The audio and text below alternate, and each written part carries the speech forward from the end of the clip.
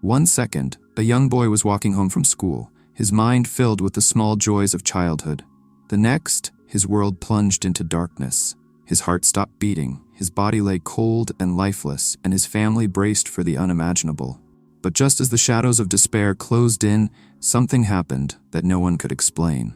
He returned, not just from the brink of death, but with a message, one so strange and powerful that it would leave everyone questioning everything they thought they knew.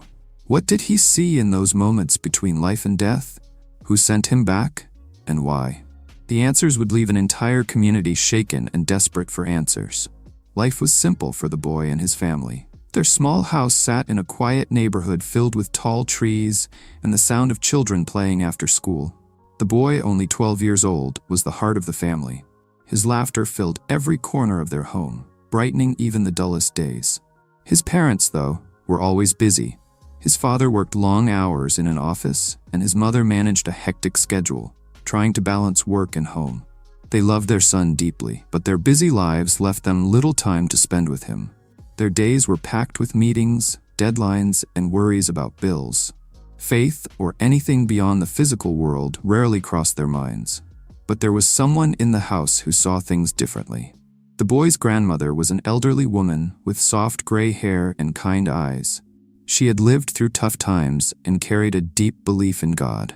Every morning, she sat by the window in her favorite chair, holding a Bible with pages worn thin from years of reading. Her prayers were soft but steady, a routine she never missed. "God is always with us, even when we don't see him," she would say to the boy as they shared quiet moments together. She told him stories from the Bible, filling his mind with images of miracles, love, and hope. The boy didn't always understand her words, but he loved listening. Her stories felt like warm blankets on cold days, bringing him comfort and peace. Though the boy loved his grandmother, he didn't think much about faith. He enjoyed his simple life, playing soccer with friends, riding his bike through the neighborhood, and eating his favorite meals cooked by his mom. His world was full of small joys, and he had no reason to think it would ever change. But his grandmother often worried about the family.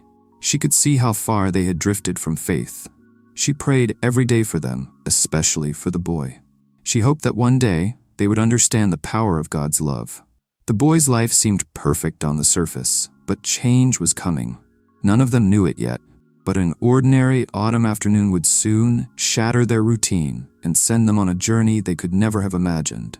It was a crisp autumn afternoon, the kind of day when the air felt cool and the streets were covered with yellow and orange leaves. The boy, cheerful as always, was walking home from school. His mother had called earlier, explaining that she was tied up with work and couldn't pick him up that day. "You'll be fine, sweetheart. Just take the usual route," she said over the phone. The boy, feeling proud to be trusted with the responsibility, grabbed his bag and set off. He whistled a tune as he walked, the weight of his books bouncing on his back. The streets were busy, as they always were after school. Cars honked, people hurried by, and the distant hum of city life filled the air. For the boy, it was all so familiar. He enjoyed the rhythm of the city and the independence of walking home alone. But fate had a different plan that day. As the boy approached a busy intersection, he noticed something unusual. A loud rumble grew louder, cutting through the everyday noise of the street. He turned his head just in time to see a large truck barreling down the road. The driver was frantically honking the horn, trying to warn people to get out of the way. The boy froze. Time seemed to slow as the truck sped closer. People on the sidewalk screamed and pointed, but their voices felt distant, as if muffled by the roaring engine.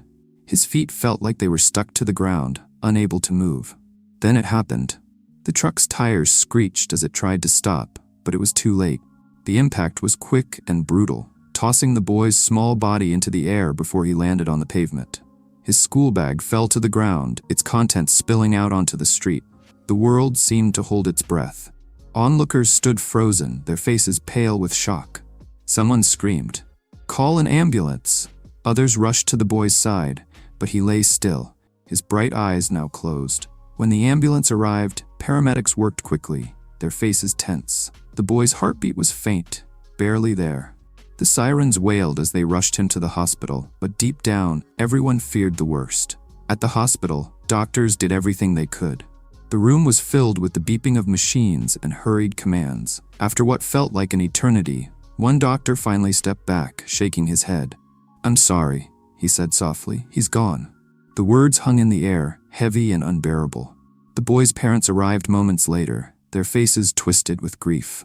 His mother collapsed into his father's arms, sobbing uncontrollably. The father, usually a pillar of strength, stood in stunned silence, his eyes fixed on the lifeless body of his son. But amidst the sorrow, one person refused to give up. The grandmother, clutching her Bible tightly, knelt by the boy's bedside. Her voice trembled but remained firm as she began to pray. "Lord, please hear me. Bring him back. Show us your power," she whispered, tears streaming down her face.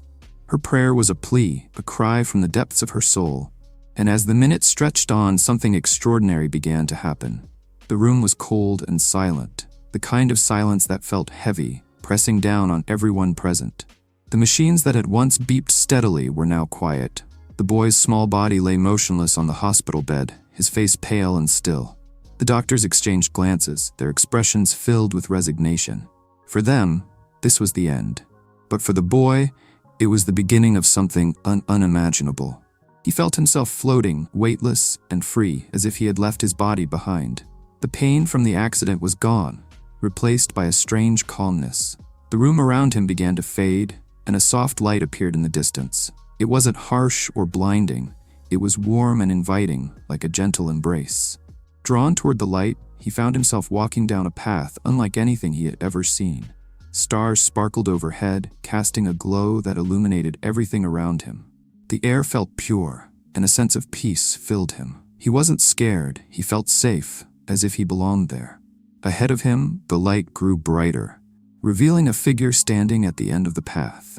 As the boy approached, he realized it was a young boy, around the same age as him. The stranger had a kind smile and eyes that seemed to hold an entire universe of understanding. "Welcome," the boy said, his voice gentle and soothing. "I've been waiting for you." Confused but curious, the boy asked, "Who are you?" The figure's smile deepened. "I'm your brother." The boy froze. He didn't have a brother, at least not one he knew of. But as he looked into the stranger's eyes, something deep within him stirred. Memories he didn't recognize came rushing forward, like whispers carried by the wind. "You were just a baby when I left," the figure said softly. "But I've always been watching over you." Tears welled up in the boy's eyes. He didn't understand how this was possible, but the connection he felt was undeniable. Before he could ask more, the light behind his brother began to shift. Another figure emerged, taller and more radiant, surrounded by an overwhelming sense of love and authority. It was a presence he couldn't explain, but instinctively knew. Jesus Christ. The boy's knees felt weak as he looked at the figure. Jesus' eyes were both kind and serious, filled with a depth that seemed to see right through him. He didn't speak right away, letting the boy take in the moment. Finally, Jesus said, "You are not here to stay, my child. Your journey is not over." The boy felt a mix of emotions, peace, confusion, and a longing to remain in this place where everything felt perfect. "But why?" he asked. "Why me?"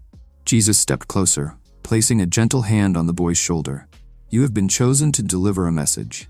Go back and tell them this. I am coming sooner than they think. But if humanity does not change its ways, they will face great suffering." The boy's heart raced. The weight of those words felt heavy, yet he couldn't deny their importance. Images flashed before his eyes. Wars, disasters, people crying out for help. It was a glimpse of a future that seemed both terrifying and inevitable. Before he could respond, the light began to fade.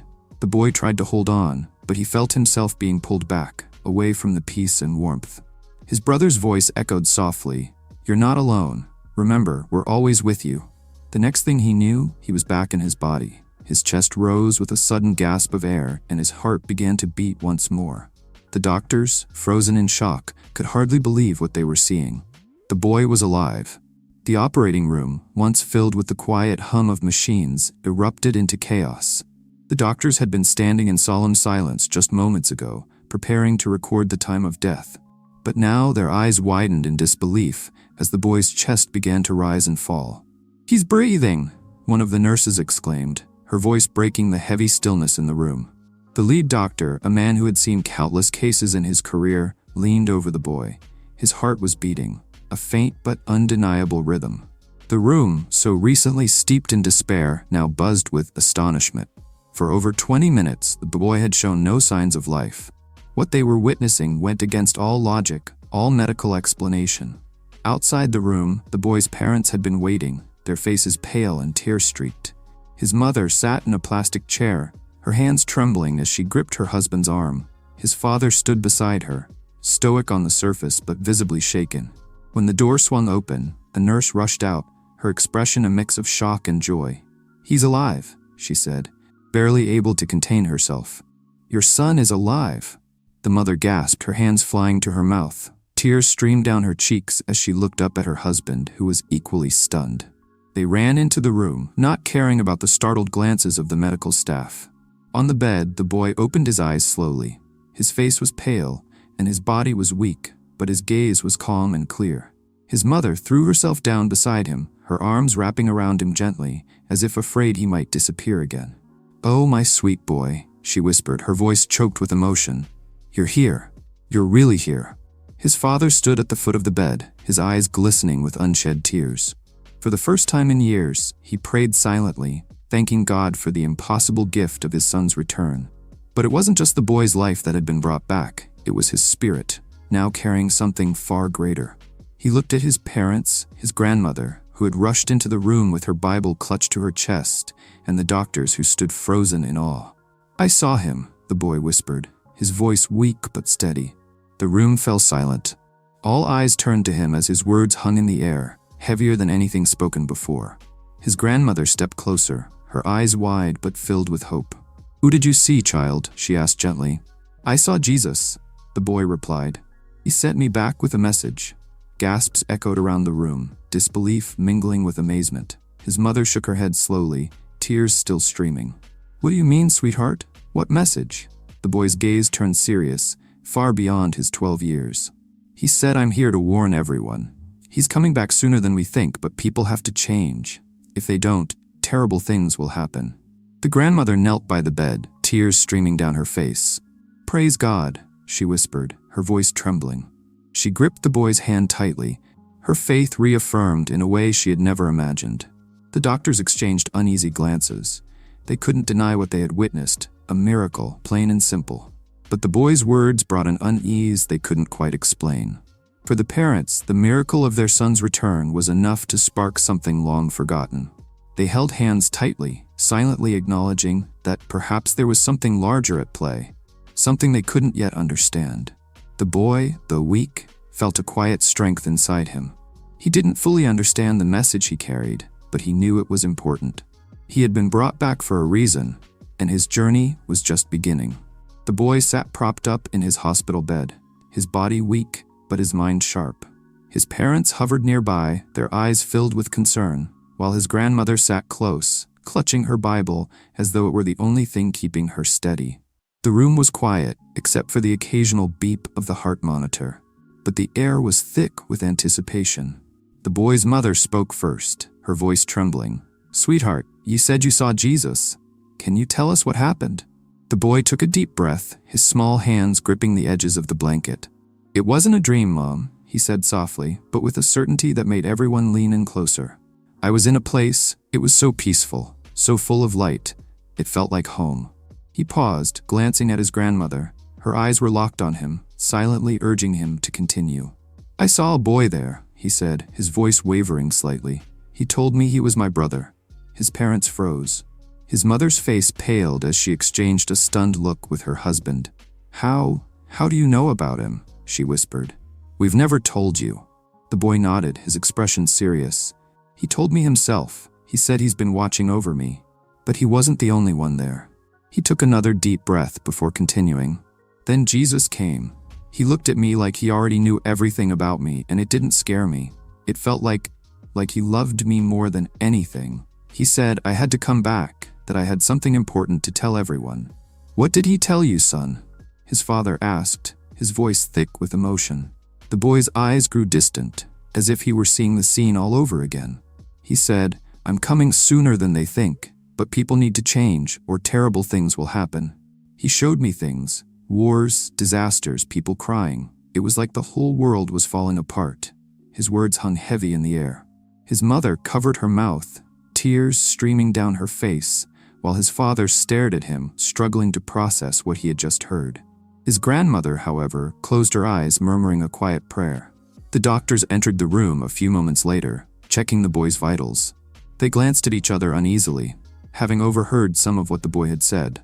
One of them, a young man with skeptical eyes, finally spoke. "You've been through a lot, son," he said gently. "Sometimes when people will go through something traumatic, their mind plays tricks on them." The boy met the doctor's gaze, his expression unwavering. "This wasn't a trick. I know what I saw." The doctor sighed, writing something on his clipboard. "Rest for now. You've been through enough." After the doctors left, his grandmother leaned closer, her voice low but firm. "Don't let anyone make you doubt what you saw, child. God has chosen you for something special." The boy nodded, but deep inside, doubt began to creep in. How could he, just a child, deliver such a message? Would anyone believe him? The next few days in the hospital were filled with questions. Friends and neighbors visited, eager to see the boy who had come back from the dead. Many asked about his experience, and though some listened in awe, others dismissed his words as the ramblings of a child who had been through an ordeal. But the boy didn't waver. Despite the doubt and the whispers of disbelief, he repeated his message to anyone who would listen. Jesus is coming back soon, but we have to change. We have to do better. His grandmother, ever his anchor, told him, "Don't worry about who believes you or who doesn't. Your job is just to tell the truth." And so, the boy prepared himself for the road ahead, not knowing how hard it would be or how many lives his message would touch. The boy returned home a week later, his body still weak, but his mind clear. His parents had prepared his favorite meal, hoping to make him feel comfortable again. But the house felt different now.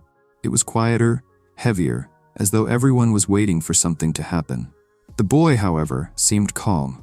He had started spending more time sitting by the window, staring at the sky as if listening to something only he could hear. His grandmother often joined him, her Bible resting on her lap. They didn't always talk, but her presence reassured him. Then, one evening, as the family sat around the dinner table, the boy spoke up. "There's going to be a storm," he said suddenly, his voice steady but soft. His mother frowned. "Storm? There's nothing on the news about a storm, sweetheart." The boy shook his head. "It's coming. It's going to be bad, but our house will be okay."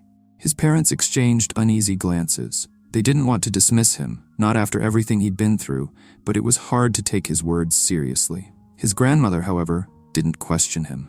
"We'll pray," she said simply, her voice filled with quiet confidence. The next day, the sky darkened earlier than usual. Clouds rolled in, thick and menacing, and the wind picked up speed. By evening, a powerful storm swept through the area. Trees were uprooted, roofs were torn off, and streets were flooded. The damage was widespread, just as the boy had said. But miraculously, their house remained untouched, not even a single shingle displaced. Word of the boy's prediction spread quickly. Neighbors began to visit, their curiosity turning into cautious belief. Some came out of gratitude, while others sought answers. "How did you know?" they asked. The boy didn't have an explanation. "I just knew," he replied. As days turned into weeks, the boy began experiencing more visions. Sometimes they came as dreams, other times as sudden flashes of knowledge. He spoke of events before they happened, small things at first, like someone's car breaking down or a friend getting an unexpected visit. But then, the visions became more serious. "There's going to be an earthquake," he announced one evening, his voice trembling slightly. "Not here, but far away. Many people will get hurt." His parents were hesitant to believe him, but his grandmother nodded. "We'll pray for them," she said, placing her hand over his. 2 weeks later, the news broke. An earthquake had struck a country on the other side of the world, causing devastation. The boy's prediction had been eerily accurate. His parents, now unable to ignore what was happening, began to look at their son differently. He was no longer just their little boy. He had become something more, someone with a purpose they couldn't fully understand. As the boy's predictions continued to come true, more people began to pay attention. His quiet neighborhood turned into a place of constant activity. Cars lined the streets, and strangers knocked on the door, eager to meet the boy who had defied death and seemed to know the future. Some came seeking answers, others looking for hope. But not everyone believed. "What if it's all just a coincidence?" a skeptical man whispered during a gathering outside the boy's house. Kids have wild imaginations. Maybe he's just lucky. The boy heard the whispers, but he didn't let them bother him. He focused on the people who came to him with open hearts, those who truly wanted to understand. Yet the weight of his mission grew heavier each day. His parents tried to shield him from the growing attention, but they couldn't stop the reporters. Journalists from newspapers and TV stations began showing up, cameras and microphones in hand. They asked endless questions, trying to uncover a story they could sell to the world. "Do you think you're special?" one reporter asked, thrusting a microphone in front of him. "Why do you think you were chosen?" The boy, sitting on the porch with his grandmother, looked up at the reporter. "I don't think I'm special," he said simply. "I'm just doing what I was told to do." The response baffled the reporter. "Who told you?" The boy's answer was clear and unwavering. "Jesus." The room fell silent, save for the scribbling of pens and the click of cameras. Some reporters looked skeptical, others intrigued, but the boy didn't care. He had spoken the truth. At night, when the house finally grew quiet, the boy often lay awake, staring at the ceiling. Doubt began to creep into his mind. Why had he been chosen? He was just a kid. How could he possibly carry such a heavy burden?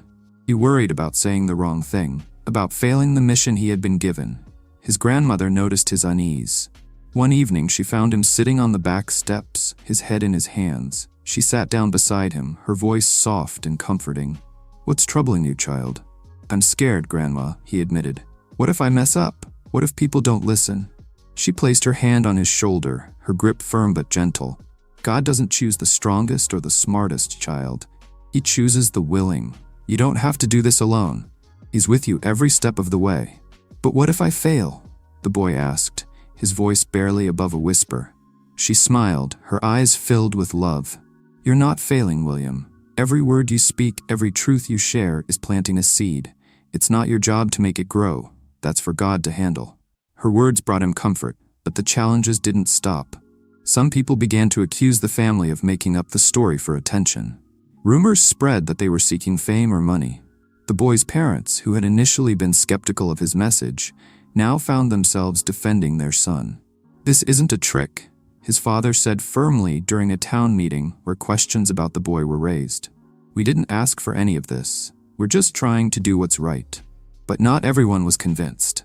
The skepticism hurt the boy, but his grandmother's words stayed with him. He reminded himself that his job was to share the message, not to force anyone to believe it. One night, as he knelt by his bed, he whispered a prayer. "God, I don't know if I'm strong enough for this, but if you chose me, I'll try my best." The prayer felt like a weight being lifted. For the first time in weeks, he fell into a deep, peaceful sleep, ready to face whatever challenges lay ahead. The boy's message began to travel far beyond his small town. Stories of his miraculous return and the warnings he carried reached neighboring communities and eventually spread across the country.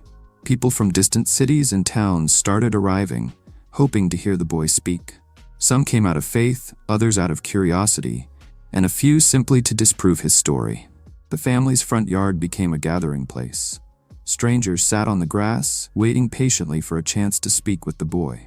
His parents tried to manage the growing crowds, often overwhelmed by the sheer number of people, but the boy never turned anyone away, even when he felt tired. If they came all this way, they deserved to hear, he told his mother with a quiet determination. One day, a woman from out of state approached him. She carried a worn photograph of a young man in a military uniform. Her hands trembled as she held it out. "This is my son," she said, her voice breaking. "He went missing last year. Do you think he's with God now?" The boy looked at the picture for a long moment, his heart heavy with the weight of her grief. Finally, he nodded. "He's at peace," he said softly. "He wants you to know he's proud of you and that it's okay to let go." The woman burst into tears, clutching the photograph to her chest. "Thank you," she whispered, her voice filled with a mix of sorrow and relief. It was moments like these that reminded the boy why he couldn't stop, even when the burden felt too heavy. Not everyone who came was kind, though. A man in a dark suit arrived one afternoon, his tone sharp and demanding. "How do you explain all this?" he asked, gesturing to the growing crowd. "Do you really expect us to believe you've been chosen by God?" The boy met his gaze calmly. "I don't expect you to believe anything," he said simply. "I'm just telling you what I was shown." The man scoffed, shaking his head. "This is a waste of time," he muttered as he walked away. But even his departure didn't rattle the boy. The boy's grandmother watched all of this with quiet pride. She often sat by his side, offering silent support. One evening, as the crowds finally thinned, she spoke to him. "You're doing good work, child," she said, her voice full of love. "But you need to remember to take care of yourself too. God doesn't want you to burn out." The boy nodded, but he couldn't ignore the growing feeling that his mission was far from over. He had seen things, visions of war, natural disasters, and suffering, that haunted him. He knew his message wasn't just about individual change. It was about a collective awakening. One night, as he knelt in prayer, he felt a new vision forming in his mind. He saw a great crowd of people standing together, their faces filled with hope and determination. But he also saw others turning away, their expressions hardened by disbelief. The contrast was stark, and it left him wondering if his words would be enough to make a difference. His grandmother found him sitting by the window later that night, staring into the darkness. "What's on your mind, child?" she asked, her voice gentle. "Sometimes I wonder if I'm doing enough," he admitted. "What if the message doesn't reach everyone? What if it's too late?" She placed a comforting hand on his shoulder. "God's plan is bigger than any of us can understand," she said. "You're planting seeds, and that's all He asks of you. The rest is in His hands." Her words brought him a sense of peace, but the urgency of his mission remained. He knew there were still many people to reach, many hearts to touch, and though the path ahead seemed daunting, he was determined to keep going.